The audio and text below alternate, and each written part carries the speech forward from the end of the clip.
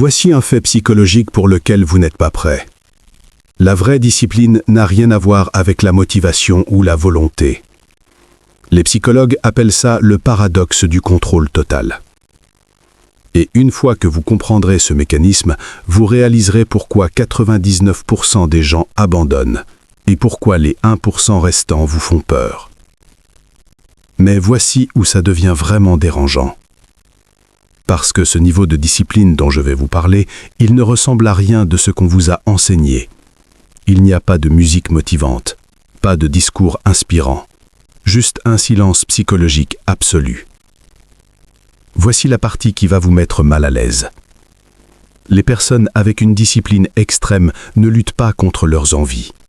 Ils les ont tuées. Psychologiquement parlant, leur cerveau ne produit même plus l'impulsion. Ils ne résistent pas à la tentation, ils ne la ressentent plus. Et ça, c'est terrifiant. Parce que ça veut dire qu'ils ont reprogrammé leur système limbique. Mais voici la partie que personne ne veut admettre. Vous pensez que la discipline, c'est se forcer. C'est faux. La vraie discipline, c'est quand votre identité change au point où vous n'avez plus besoin de vous forcer. Laissez-moi vous expliquer comment ça fonctionne. Votre cerveau a deux systèmes. Système 1, rapide, émotionnel, impulsif. C'est lui qui veut Netflix, la malbouffe, rester au lit. Système 2, lent, rationnel, discipliné. C'est lui qui sait ce que vous devriez faire. La plupart des gens vivent dans une guerre permanente entre ces deux systèmes. Mais les gens vraiment disciplinés, ils ont éliminé le conflit. Comment ? En utilisant ce que les neuroscientifiques appellent l'automatisation identitaire. Ils ont répété un comportement tellement longtemps que leur cerveau l'a encodé comme une partie de leur identité. Pas une habitude, une identité. Exemple concret, un athlète olympique ne décide pas de s'entraîner chaque matin. Il ne ressent même pas le choix. Son cerveau a supprimé l'option de ne pas s'entraîner. C'est comme respirer. Si ça vous fait mal, tant mieux.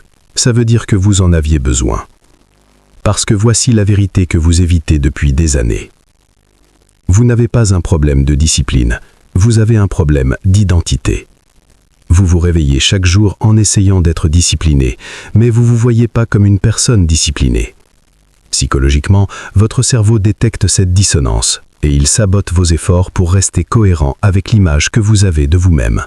C'est ce qu'on appelle la cohérence identitaire. Votre cerveau préfère être cohérent plutôt qu'être heureux. Alors comment on casse ce cycle ? Voici le mécanisme psychologique que les gens ultra-disciplinés utilisent sans même le savoir.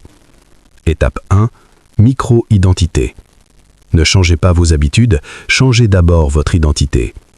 Ne dites pas « je vais aller courir », dites « je suis un coureur ».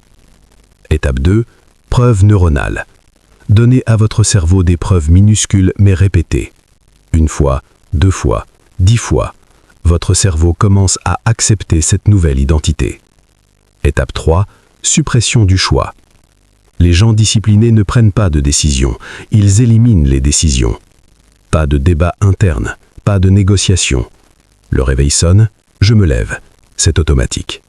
C'est ça le niveau terrifiant. Quand votre discipline devient tellement ancrée qu'elle n'est plus une discipline. C'est juste qui vous êtes. Prenez David Goggins. L'homme court des ultramarathons dans le désert.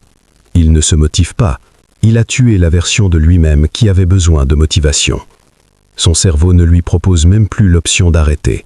C'est terrifiant, mais c'est aussi libérateur. Parce qu'une fois que vous atteignez ce niveau, la vie devient simple. Vous ne luttez plus.